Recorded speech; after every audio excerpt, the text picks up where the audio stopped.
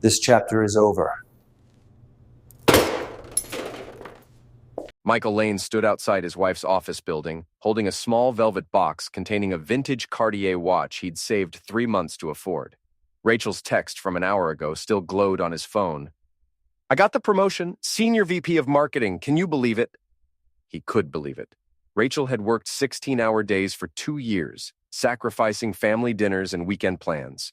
She deserved this moment, and he wanted to share it with her.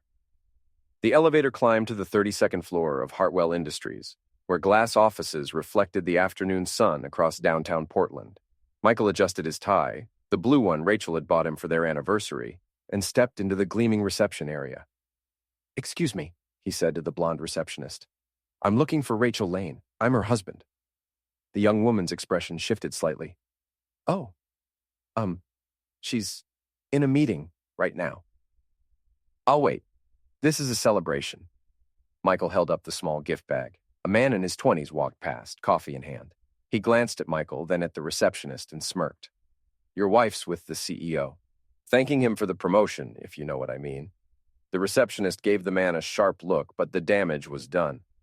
Michael's grip tightened on the gift bag. "Which office?" Michael asked quietly. "Mr. Lane, I really think you should—" "Which office?"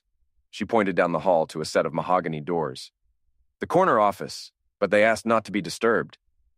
Michael walked down the polished hallway, his footsteps muffled by expensive carpet. He could hear voices through the door, Rachel's laugh, high and breathless, and a deeper male voice responding. His hand hesitated on the brass handle. Then he heard it clearly. "You earned this promotion on your back, sweetheart." Michael opened the door. Rachel sat on the lap of a silver-haired man Michael recognized from company photos. Victor Kane, CEO and founder of Hartwell Industries. Her blazer was unbuttoned, her hand resting on Kane's chest. They both turned toward the door with lazy confidence, like cats interrupted while playing with prey. "Michael," Rachel said, not moving from Kane's lap, "this isn't what it looks like." Kane's smile was predatory. "Actually, it's exactly what it looks like. Your wife chose the real man, Lane. The one who can actually provide for her." Michael stood perfectly still, taking in the scene. The half-empty champagne bottle on Kane's desk, Rachel's flushed face, the way Kane's hand rested possessively on her hip. "I brought you a gift," Michael said calmly, setting the bag on the conference table near the door. "A surprise." Rachel finally stood, smoothing her skirt. "Michael, let me explain." "No need." Michael pulled out his phone and held it up. The camera made a soft click as he captured both of them in the frame. Rachel's disheveled hair, Kane's smug expression, the intimate distance between them. Kane's face darkened. "Delete that, now." Michael pocketed his phone. "Congratulations on your promotion, Rachel. You really did earn it." He turned and walked out, leaving the gift bag unopened on the table. In the elevator, Michael stared at the photo on his phone. Crystal clear. Rachel's hand still on Kane's chest, both of them looking directly at the camera with expressions that told the whole story. He forwarded the image to his personal email, then to a cloud storage account he'd set up years ago for work documents. The elevator opened on the ground floor, and Michael walked through the lobby with measured steps. Several employees glanced at him curiously. News traveled fast in corporate environments, and his unscheduled visit wouldn't go unnoticed.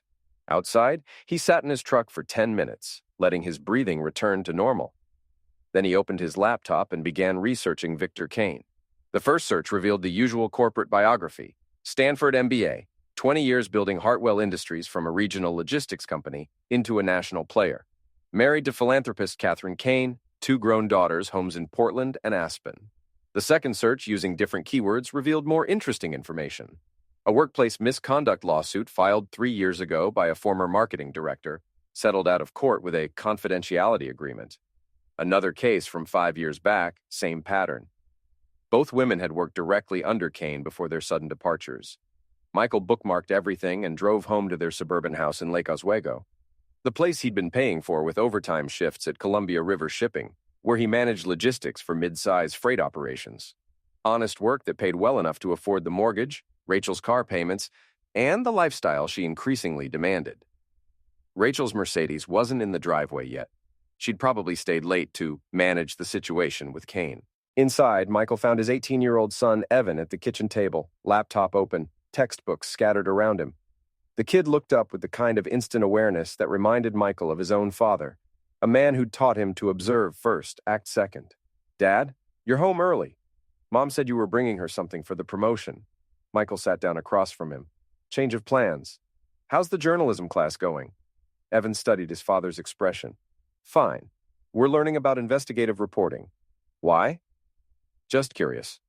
What kind of sources do real journalists use when they're researching a story?" "Primary sources are best. Financial records, legal documents, interviews with people who actually witnessed events." "Why are you asking?" Michael opened his laptop and showed Evan the search results about Kane's legal troubles. Hypothetically, if someone wanted to verify whether these settlements really happened, where would they look? Evan leaned forward, reading the screen.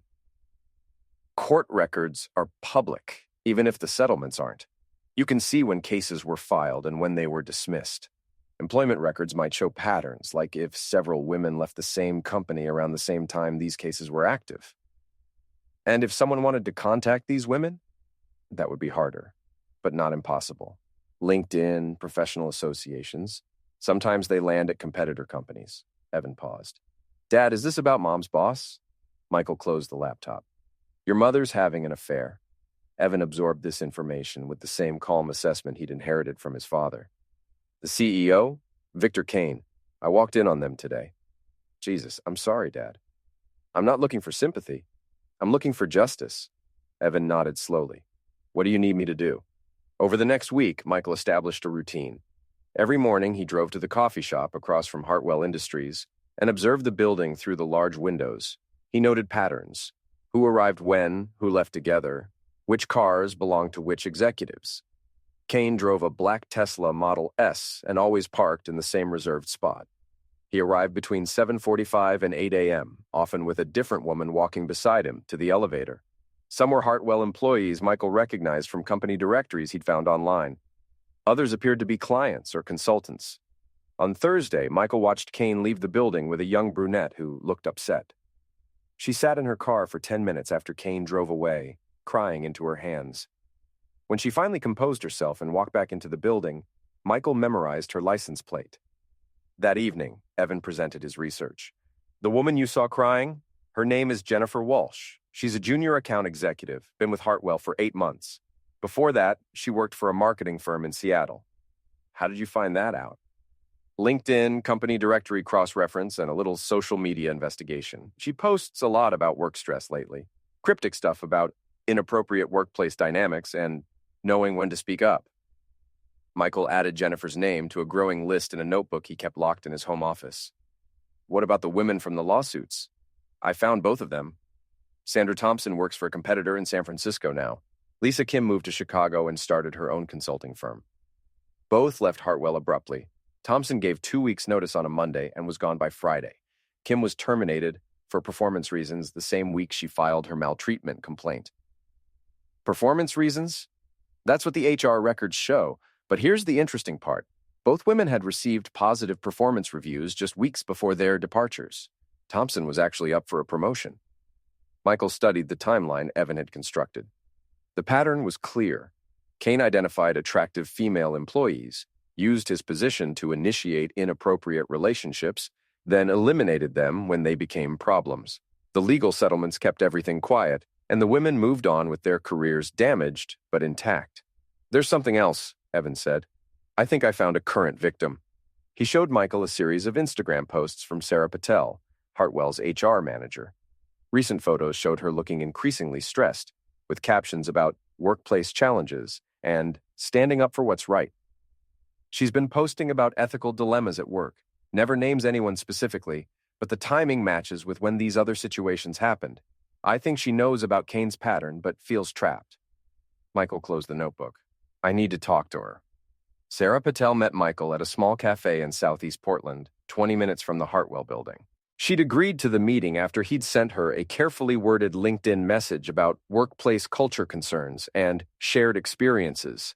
She was smaller than he'd expected based on her corporate photo, with tired eyes and the careful posture of someone always looking over her shoulder. "I'm not sure why I agreed to this," she said, stirring her latte nervously. "If Victor finds out I'm talking to you, he won't, and I'm not recording this conversation."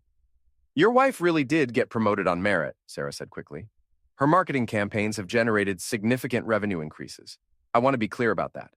But, Sarah was quiet for a long moment, there was no formal promotion process. Victor bypassed the usual HR protocols. He just announced Rachel's new position in a staff meeting and had me process the paperwork afterward.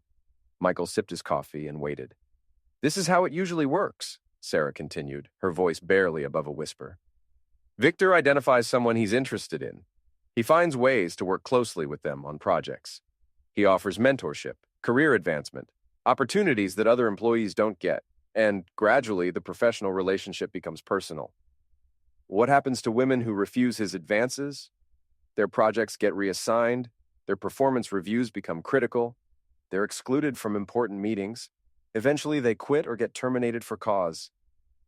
Sarah's hands shook slightly as she lifted her cup. I have to process all the paperwork.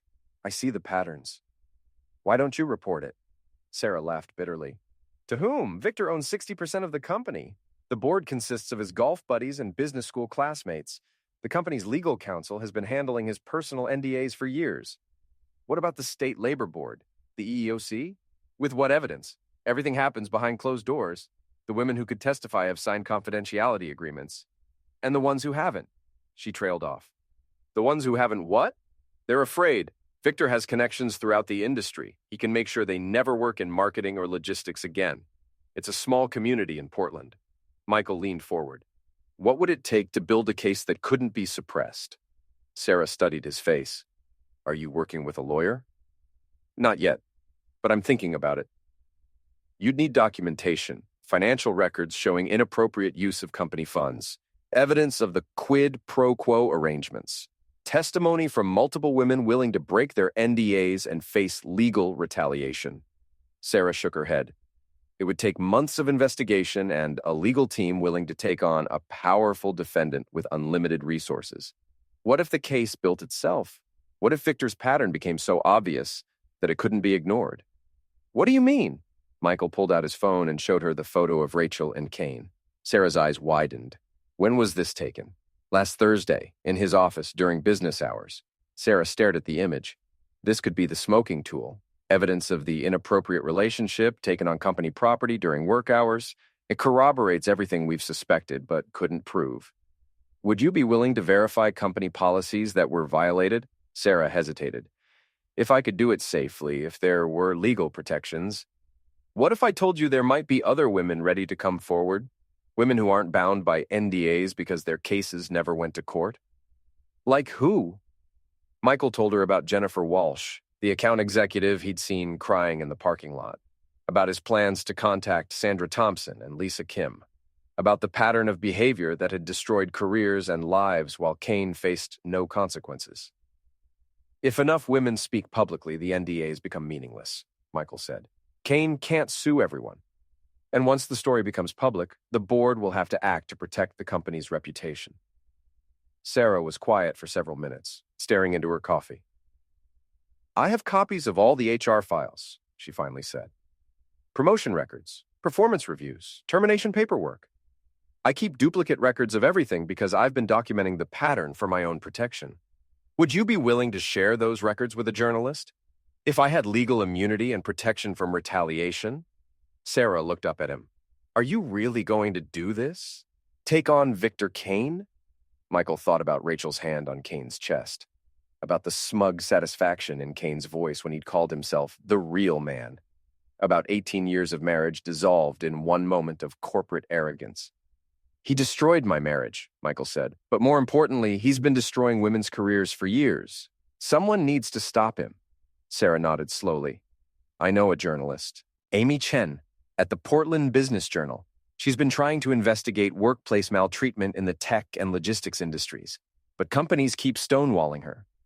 Would she be interested in a story with documentation? If we can prove the pattern with multiple sources, yes. She's aggressive, and she doesn't back down from powerful defendants. Michael smiled for the first time in a week. And let's give her a story she can't ignore. The plan developed over the following month. Sarah provided copies of personnel files showing the pattern of rapid promotions, followed by sudden departures. Evan used his journalism class connections to track down Sandra Thompson and Lisa Kim, both of whom agreed to speak on the record about their experiences with Kane.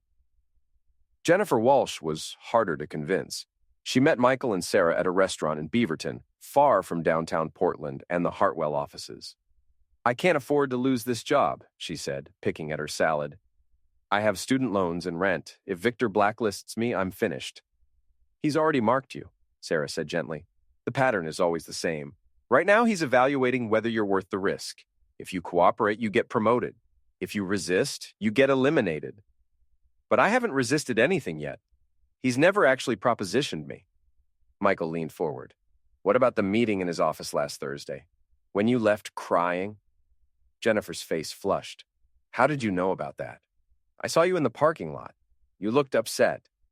Jennifer was quiet for a moment. "He called me in to discuss the Morrison account. But then he started asking personal questions about my relationship status, my living situation. He offered to help me find a better apartment, maybe something closer to his neighborhood." She paused. "When I said I was happy with my current place, he got different, colder. He said my work on the Morrison account needed improvement and maybe I wasn't ready for increased responsibilities." "Classic intimidation," Sarah said. "He's testing your boundaries. Next, he'll create a crisis that only he can solve. Maybe threaten your position on a key account, then offer to fix everything in exchange for personal favors." "You're saying I'm already a target?" "I'm saying you have a choice," Michael said. "You can wait for him to destroy your career on his timeline, or you can help us destroy his career on ours." Jennifer looked between them.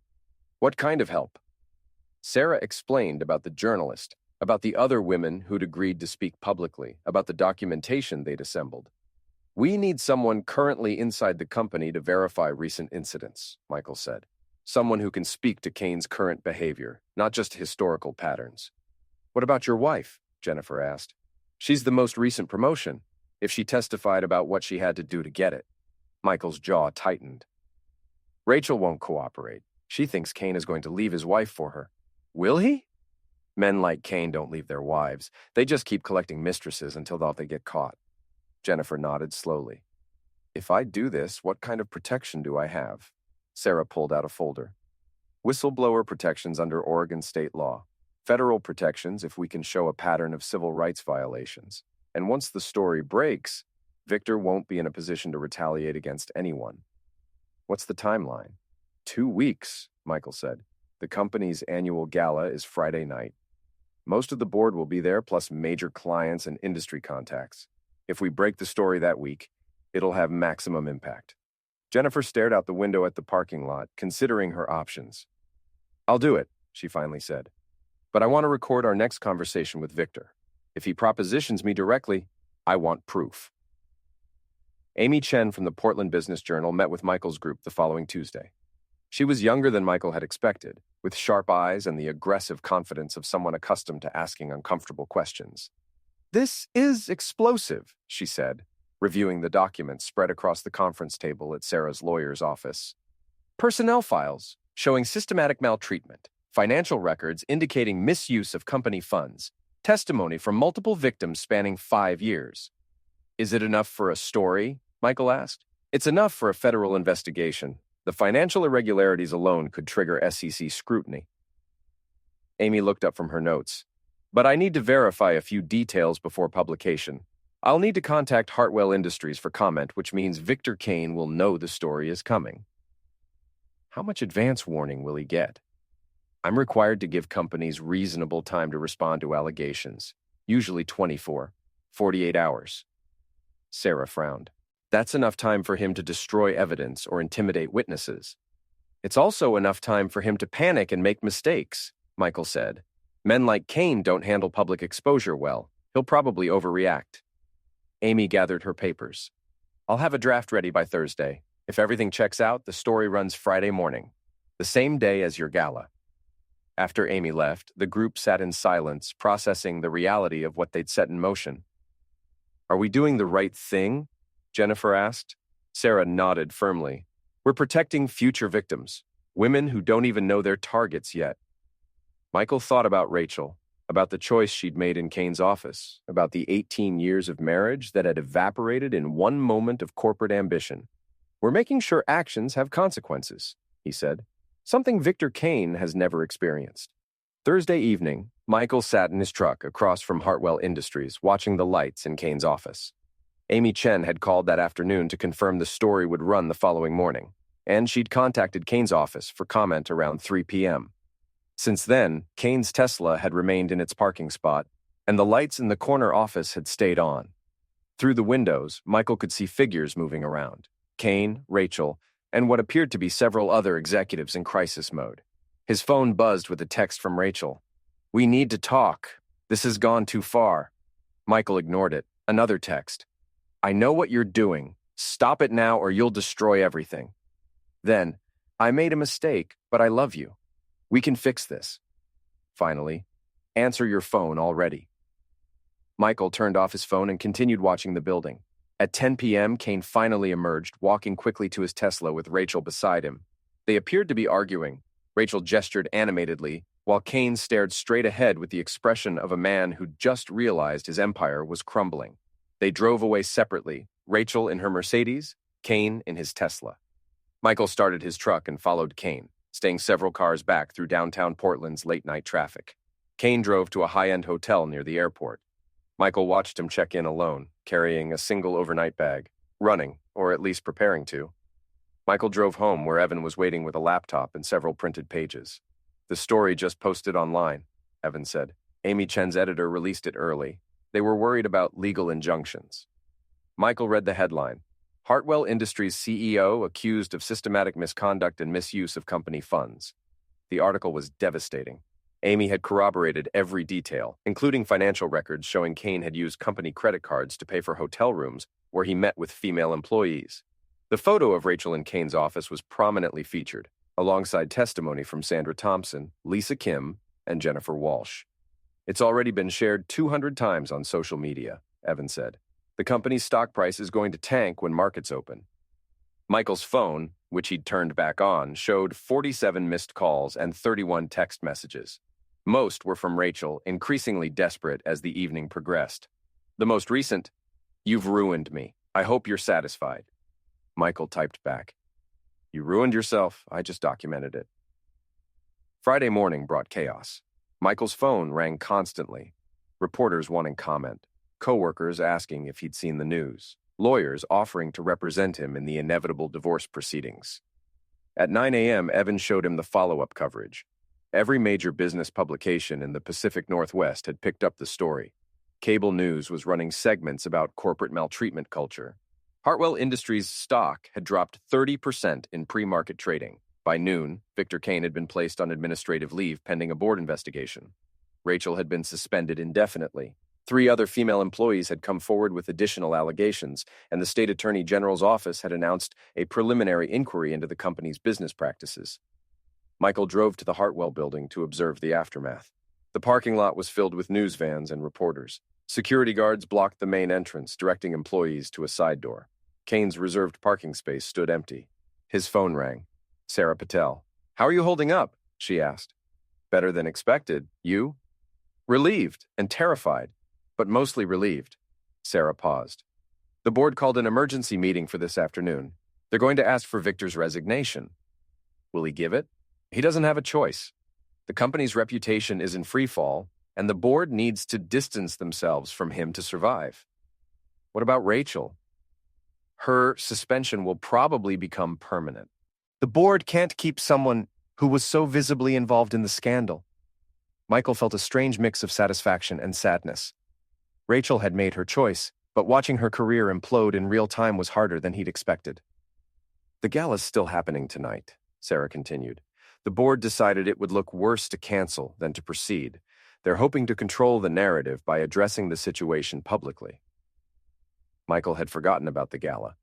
The annual event was supposed to be a celebration of Hartwell Industries' success, complete with speeches by executives and recognition of top performers. Now it would be a public relations disaster.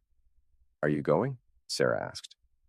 Michael looked at the invitation he'd received weeks ago, back when he was just the spouse of a rising executive. Now he was the architect of the company's biggest scandal. "Yes," he said. "I think I will." The Hartwell Industries annual gala was held at the Portland Art Museum, a venue chosen months earlier to project sophistication and cultural refinement. Michael arrived at 7 p.m. wearing his best suit, the same one he'd worn to his wedding 18 years earlier. The atmosphere was surreal. Guests clustered in small groups, speaking in hushed tones about the day's developments. Several people recognized Michael and pointed him out to others. A few brave souls approached to offer awkward condolences, as if he'd suffered a death in the family rather than orchestrated the destruction of his wife's career. Rachel was not in attendance. Neither was Victor Kane. Michael accepted a glass of wine from a passing server and positioned himself near the back of the main gallery, where he could observe without becoming the center of attention. The crowd was smaller than previous years. Several major clients and board members had apparently decided not to attend. At 8 p.m., the board chairman, an elderly man named Harrison Bell, took the microphone to address the assembled guests. Ladies and gentlemen, thank you for joining us tonight during what has been a challenging day for our organization. I want to address the recent allegations directly and assure you that the board takes these matters seriously. The room fell silent. Bell looked uncomfortable, occasionally glancing at notes prepared by the company's legal team. Effective immediately, Victor Kane has resigned as CEO and will have no further involvement with Hartwell Industries.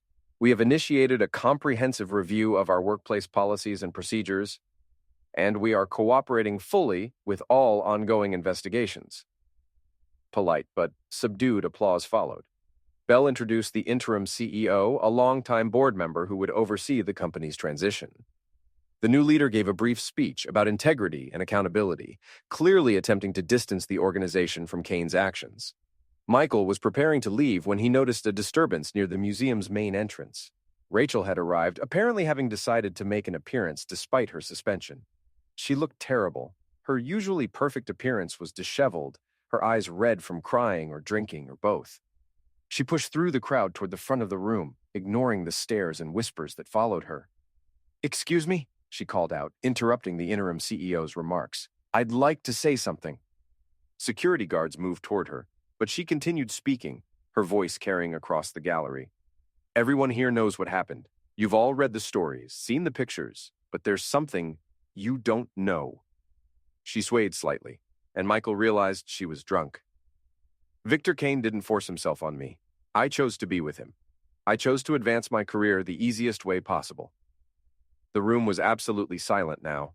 Even the security guards had stopped approaching, unsure how to handle a public confession. "I threw away 18 years of marriage for a promotion I thought I deserved. And when my husband found out, instead of fighting for our relationship, I chose Victor over him." Rachel's voice broke. "I made those choices, not Victor. Me." She looked directly at Michael, who had moved closer to the front of the room during her speech. "You wanted your revenge, Michael. You got it. I hope it was worth destroying everything we built together." Then she walked out, leaving the gala in stunned silence. Harrison Bell quickly retook the microphone, thanking everyone for attending and suggesting the evening's formal program was concluded. Guests began filing out, eager to escape the toxic atmosphere. Michael remained in the gallery as the crowd thinned, processing Rachel's public breakdown. He'd achieved everything he'd set out to accomplish. Kane's career was over, Rachel's reputation was destroyed, and the pattern of maltreatment had been exposed. But Rachel's words echoed in his mind. "I hope it was worth destroying everything we built together." Had it been worth it? Jennifer Walsh appeared beside him, having attended the gala as part of her duties with the Morrison account. "Are you okay?" she asked. "I should be asking you that question. This started because Kane was targeting you." Jennifer nodded. "And now it's over. He can't hurt anyone else." She paused. "Your wife was wrong about one thing." "What's that?" "You didn't destroy what you built together. She did that when she chose Victor Kane over her marriage. You just made sure there were consequences." Michael looked around the gallery one final time. The evening had been a complete disaster for Hartwell Industries, but it had also been a moment of accountability that the company desperately needed. "What happens now?" he asked. "Now we rebuild," Jennifer said. "The company, our careers, your life. We move forward and we do better." Michael nodded and walked toward the exit. Outside, the news vans were gone and the parking lot was nearly empty. His truck sat alone under a streetlight, waiting to take him home to a future he'd have to construct from the ruins of his old life. He drove through downtown Portland, past the Hartwell building where lights still burned in a few offices, people working late to manage the crisis he'd created. past the coffee shop where he'd met Sarah to plan Kane's downfall, past the hotel where Kane had hidden the night before his empire collapsed. At home, Evan was waiting with a bottle of beer and a sympathetic expression. How was the gala? Michael sat down heavily on the couch. Rachel showed up, gave a speech admitting to everything. How do you feel about that? Michael considered the question. He felt empty, exhausted, and oddly peaceful. The rage that had sustained him for weeks was gone, replaced by something that might eventually become acceptance. I feel like it's over, he said finally. All of it. Evan handed him the beer. Dad, I'm proud of what you did. Not the revenge part, the justice part. You stopped a predator and protected other women from what happened to those who came before. Michael smiled, the first genuine smile he'd felt in weeks. Thank you. That means more than you know. They sat together in comfortable silence, father and son, survivors of a marriage that had been built on false foundations and destroyed by someone's ambition. Outside, Portland continued its life without Victor Kane's influence, without Rachel's deceptions, without the toxic culture that had flourished in the shadows of corporate power. 3 weeks later, Michael received an envelope in the mail with no return address. Inside was a newspaper clipping about Hartwell Industries' new maltreatment prevention policies, and a handwritten note from Jennifer Walsh. Thank you for having the courage to act when the rest of us were too afraid. The company is better because of what you did. Also in the envelope was a small object wrapped in tissue paper. Michael unwrapped it carefully and found the vintage Cartier watch he'd bought for Rachel's promotion, the gift he'd left in Kane's office the day everything started. A final note from Sarah Patel explained, Security found this in Victor's office when they cleaned out his desk. I thought you should have it back. Michael held the watch for a moment, remembering the hope he'd felt when he'd purchased it, the future he'd imagined when he'd planned to surprise Rachel with a symbol of her success. Then he walked to the kitchen trash can and dropped the watch inside, wrapping and all. Some surprises, he reflected, were better left unopened. Some gifts were better left ungiven. Some marriages were better left ended. Evan looked up from his homework. Everything okay, Dad? Everything's fine, Michael said. Everything's exactly as it should be. Outside, the sun was setting over Portland, casting long shadows across the city where Victor Kane had once wielded power, where Rachel had once climbed the corporate ladder, where Michael had once been a naive husband who believed in loyalty and trust. Now he was something else entirely, a man who understood that sometimes justice required patience, planning, and the willingness to watch everything burn down so something better could grow in its place. He opened his laptop and began researching apartment complexes closer to downtown. It was time to start over, time to build a new life on honest foundations, time to move forward without the weight of betrayal and broken promises. The revenge was complete. The healing could begin.